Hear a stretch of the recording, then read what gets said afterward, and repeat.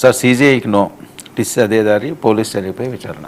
సరే, ఇప్పుడు go back అని నో, నాట్ వెల్కమ్ అని ఇట్లాంటివి మన రాజకీయ నాయకులు లేకపోతే సామాజిక రంగంలో మనం చూస్తుంటాం.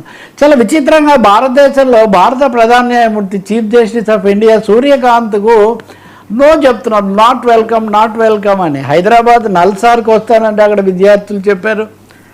అది అంతా అయిన తర్వాత వాళ్ళని మేము లాయర్లను కానివ్వమని చెప్పి బెదిరించిన BCI bar council of India తర్వాత తోకముడిచి ఒక అడుగు వెనక్కేసింది. ఆ తర్వాత సూర్యకాంత్ నేను ఎప్పుడు చెప్పలేదు ఆ మాట అని, ఆయన ఏదో మేము అసలు అంగీకరించలేదన్నారు. బాగానే ఉంది. బీబీసీ ఒక స్టోరీ రాసింది, ఏ లా స్టూడెంట్ అయినా భారత ప్రధాన న్యాయమూర్తి చేతి నుంచి పట్టా తీసుకోవాలనుకుంటారు, కానీ ఇక్కడ ఎందుకు భారతదేశంలో న్యాయ విద్యార్థులు సీజీఐ వద్దంటున్నారు అనేది పెద్ద స్టోరీ. బీబీసీ అంటే మీకు తెలుసు కదా, ఇంటర్నేషనల్.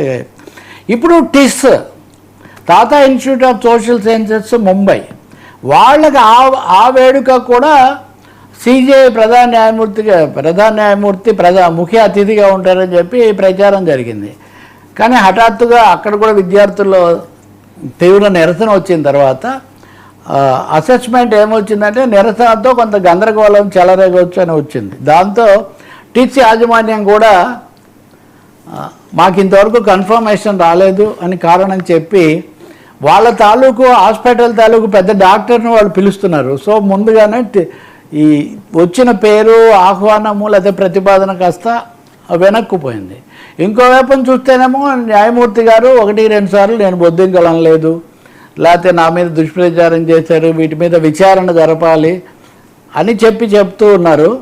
తాజాగా సుప్రీంకోర్టు మరొక న్యాయమూర్తి మొన్న జంతర్ మంతర్ దగ్గర జరిగిన లాఠీ చార్జీలు, విద్యార్థుల మీద తీసుకునే యాక్షన్లు, పెల్లెట్ గన్స్ పేల్చటము, ఇట్లాంటి అంశాల మీద దర్యాప్తు జరపడానికి పోలీస్ అధికారులను నియమిస్తూ కూడా వాళ్ళు నిర్ణయం చేస్తున్నారు. అంటే ఖచ్చితంగా మొన్నటి విద్యార్థుల, యువజనుల ఆందోళన మిగిలిన వ్యవస్థలతో పాటు న్యాయ వ్యవస్థను కూడా కొంత షేక్ చేసింది. వాళ్ళు వ్యవహరించిన తీరు కూడా విమర్శకు గురైంది.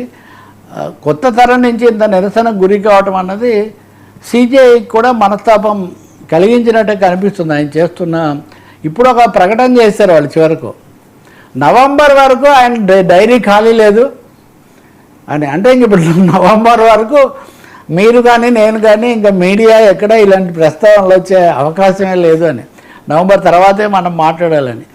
సో చాలా ఇంట్రెస్టింగ్ కదా, అంటే వ్యవస్థలు ఎలా ప్రభావితం అవుతున్నాయి అన్నది ఇక్కడ మనకు కనిపిస్తుంది. చాలా ఇది ఒకటే కాదు, చిన్నది ఒకటి చెప్తాను నేను. మొన్న ఒక జడ్జి గారు, జిల్లా జడ్జి గారు, I think Madhya Pradesh are Bihar, 3 నెలల్లో 22 మందికి ఉరి చేశాడంటండి. నేను షేక్ అయిపోయారు. మనం మామూలు కథలు చదువుతాం కదా, 3 నెలల్లో 22 మందికి ఉరి శిక్షలు ఎటువంటి, వీటన్నింటినీ తర్వాత హైకోర్టు నిలిపేసింది. చాలా రేరెస్ట్ క్రైమ్స్లో చేయాలని కదా, 22 కేసుల్లో ఉరి శిక్ష వేసేసరికి అందరు షేక్ అయిపోయారు. అంటే ఏం జరుగుతుందని ఇప్పుడు బార్ కౌన్సిల్ అభిశంసనకు గురైంది.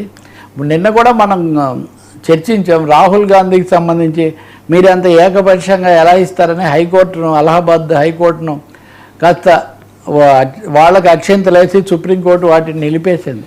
సో న్యాయ వ్యవస్థలో